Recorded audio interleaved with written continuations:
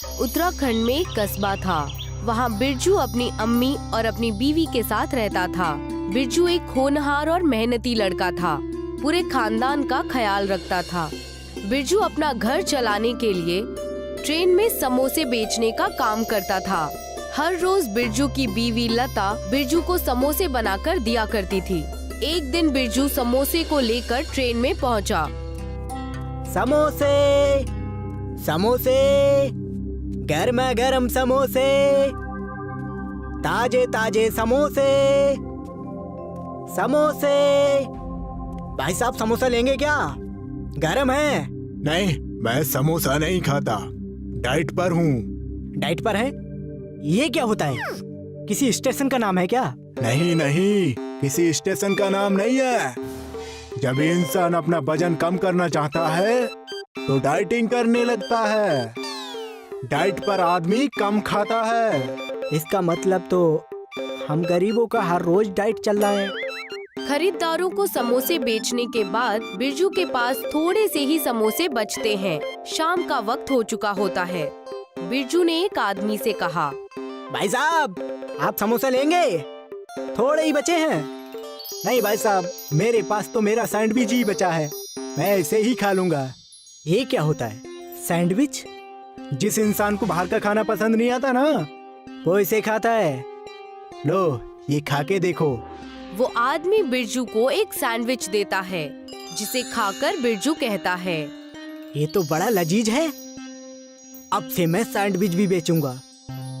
समोसे के साथ सैंडविच, दोनों से कमाई होगी। इतना कहकर बिरजू घर चला जाता है और सारी बातें अपनी अम्मी और बीवी को बताता है। हमें अब समोसे के साथ साथ सैंडविच भी बेचना चाहिए। इससे लोगों की सेहत भी बनी रहेगी और हमारा धंधा भी बहुत अच्छा चलेगा।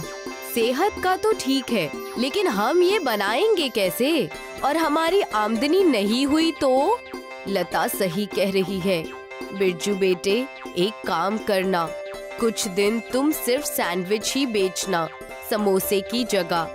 शायद हमारा धंधा चल जाए। मैं कल से ही आपको सैंडविच बनाकर देने लगूंगी।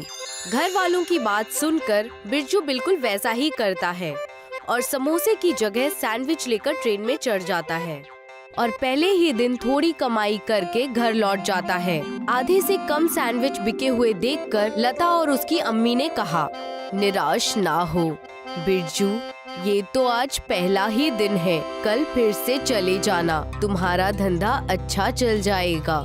कल की तैयारी मैंने आज ही कर ली है। हम जैसे तरह तरह के समोसे बेचा करते थे, वैसे ही हम कल से अलग अलग तरीके के सैंडविच बेचेंगे। अलग तरीके? कैसी सैंडविच बेचेंगे? कहना क्या चाहती हो तुम?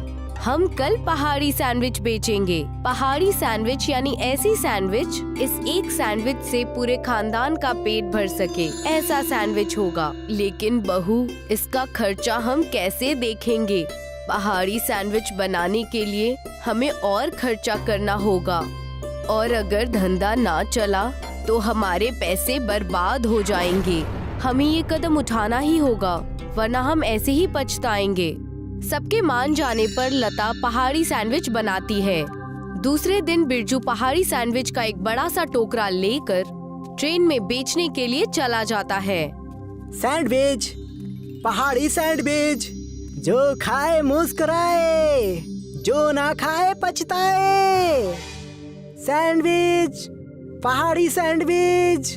बिरजू के पहाड़ी सैंडविच पहले कुछ ही घंटों में पूरे बिक जाते हैं। वो खुश होकर ये बात घर आकर बताता है और अम्मी सारी शाबाशी लता को देकर कहती है, बहुत अच्छी तरकीब निकाली तुमने, मजा आ गया। शुक्रिया अम्मी, लेकिन ये तो मेरा फर्ज था। वक्त बीत रहा था। बिरजू के पहाड़ी सैंडविच बेहद मशहूर हो गए थे। कई बार तो सारे सैंडविच स्टेशन पर ही बिक जाते थे। बिरजू ट्रेन पर चढ़ ही नहीं पाता था। लेकिन बिरजू के साथ एक एक्सीडेंट हो गया।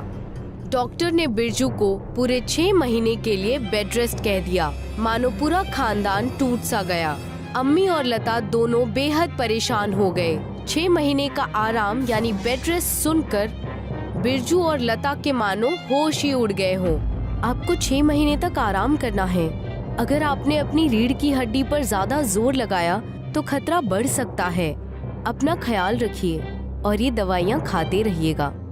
तभी लता और अम्मी उससे कहते हैं, ये हमारे खानदान पर कैसी परेशानी आ गई है बिरजू बेटे। अब तुम ट्रेन में धंधा करने नहीं जा सकते और इसी का फायदा उठाकर हमारा पड़ोसी किरोड़ी मल वैसी ही पहाड़ी सैंडविच बनाकर बेच रहा है। हमारे पास कुछ ही दिन के पैसे बचे हैं। कुछ पैसे तो हॉस्पिटल के इलाज में ही खत्म हो गए। इतना कहते ही हॉस्पिटल में बिरजू को देखने के लिए स्टेशन मास्टर आ जाते हैं और उन्हें देखकर बिरजू नाजुक हालत में भी उठने की कोशिश करता है। अरे बैठे रहो बैठे रहो। क्या हाल है बिरजू? जब मैंने सुना कि तुम्हारा एक्सीडेंट हो गया है, मैंने सोचा कि तुमसे जाकर मुलाकात करूं। मालिक, सब ऊपर वाले की करामात है, वरना मैं आज जिंदा नहीं होता। हे शुभ शुभ बोलो, सब ठीक हो जाएगा। वैसे मैं तुम्हारे पहाड़ी सैंडविच को बहुत याद कर रहा था। मेरी तीनों बेटियां पहाड़ी सैंडविच बड़े मजे से खाती थीं और मैं भी। बिरजू उनकी बात सुन ही रहा होता है कि वहाँ पर लता और अम्मी दवाइयाँ लेकर आ जाते हैं। लता और अम्मी का मुरझाया हुआ चेहरा देखकर स्टेशन मास्टर समझ जाता है कि पैसों की परेशानी है। आओ लता आओ। लता और अम्मी, ये है लता और ये है मेरी अम्मी। मैं इनसे मुलाकात करवाना तो भूल ही गया। ये हमारे स्टेशन के स्टेशन मास्टर हैं। इन्होंने हमारी बहुत मदद की है शुरुआती दिनों में। हमें अच्छा लगा कि आप हमारे बेटे से मिलने आए। शुक्रिया। इसमें शुक्रिया अदा करने की क्या बात है। मैं बिरजू के लिए एक खुशखबरी लाया था। कैसी खुशखबरी मास्टर साहब? खुशखबरी ये है कि स्टेशन में कई दिनों से एक किताब की दुकान खाली हो गई है। वहाँ का किताब वाला दूसरे बड़े स्टेशन चला गया है। तुम और तुम्हारा खानदान चाहे तो उस दुकान को किराए पर ले लो। उस दुकान में अपनी पहाड़ी सैंडविच की दुकान खोल सकते हो। किरोड़ी मल के नकली सैंडविच खा खाकर लोग ऊब चुके हैं। स्टेशन मास्टर की बातें सुनकर मानो पूरे खानदान में खुशी की लहर दौड़ उठती है। सब खुश हो जाते हैं और बिरजू और लता कहते हैं, शुक्रिया आपका जो आपने मदद हमारी की। जब तक मैं हॉस्पिटल में हूँ, लता और अम्मी दुकान चला लेंगी। जैसे ही मैं तंदुरुस्त हो जाऊंगा, वैसे ही दुकान पर जाकर पहाड़ी सैंडविच बनाकर बेचने लगूंगा। दुकान खुलने से हमारे खरीदार रोज आने लगेंगे और हमारी आमदनी भी बढ़ जाएगी। नेकी और पूछ पूछ, ये हम जल्दी ही करना चाहेंगे। स्टेशन मास्टर की बातें सुनकर बिरजू दुकान भाड़े पर ले लेता है। लता और अम्मी दोनों मिलकर पहाड़ी सैंडविच का धंधा वहाँ चालू कर देते हैं। किरोड़ी मल के सैंडविच अब कोई नहीं खरीद रहा था। कुछ दिन के अच्छे धंधे से उन्होंने दुकान का भाड़ा भर दिया और अम्मी ने स्टेशन मास्टर का शुक्रिया अदा किया। बिरजू की तबीयत भी अब ठीक होने लगती है और बिरजू अपने दुकान पर ठाट और फक्र से पहाड़ी सैंडविच बेचता है। पूरा खानदान खुशी खुशी रहने लगता है। चंद्रपुर गांव में बिरजू और बबलू नाम के दो लकड़हारे थे। दोनों पड़ोसी थे। बिरजू और स्वर्णा गरीब थे, लेकिन फिर भी वो लोगों की मदद करते थे। ये लो अम्मा, बेटी, तू रोज मुझ बेकारन को खाना खिलाकर मेरा पेट भरती है। ऊपर वाला तुझे हमेशा खुश रखे। बबलू की बीवी तारा को स्वर्णा की नेकी पसंद नहीं थी। वो स्वर्णा हमेशा नेकी का दिखावा करती है। जब देखो किसी न किसी की मदद करती है। हाँ, बिरजू भी वैसा ही है। सारे गांव वाले बस बिरजू की ही तारीफें करते हैं। हाँ, जिसे देखो बिरजू और स्वर्णा, किसी को हम नजर ही नहीं आते। बबलू और तारा को बिरजू और स्वर्णा से बहुत हसद हुआ करती थी। बिरजू हर रोज सुबह 6 बजे जंगल में लकड़ियां काटने चला जाया करता था। वहीं बबलू आलसी था। वो सूरज के सिर पर आने तक इंतजार किया करता था।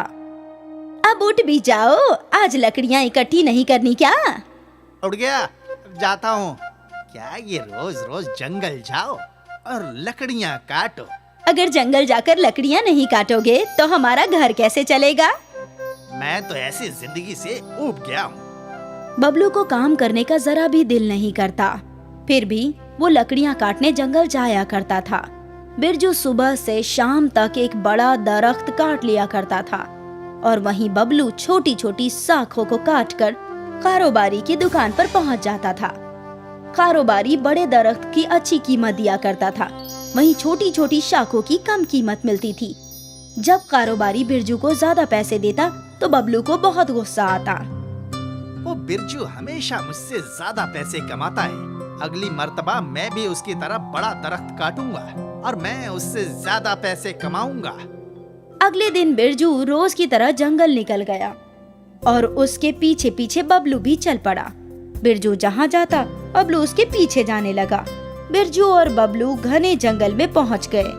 यहाँ बिरजू की नजर एक बहुत ही बड़े दरख्त पर गई। इस दरख्त को काटकर बहुत मुनाफा होगा।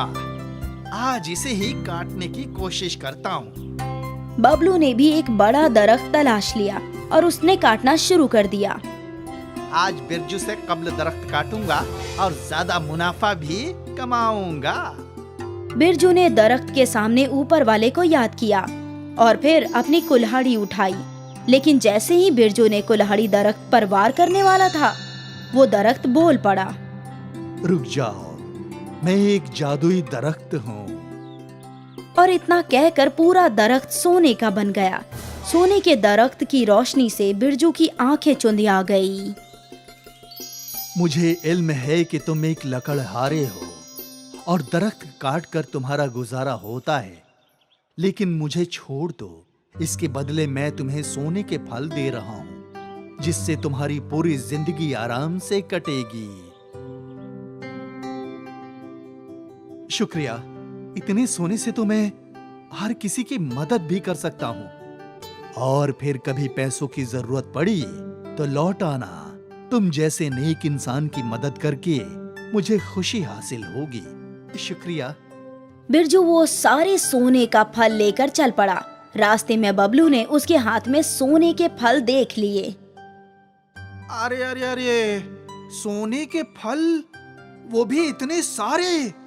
मालूम होता है बिरजू को कोई जादुई दरख्त मिल गया है। मुझे भी सोने के फल चाहिए। मैं उस सोना देने वाले दरख्त को तलाश कर ही रहूंगा।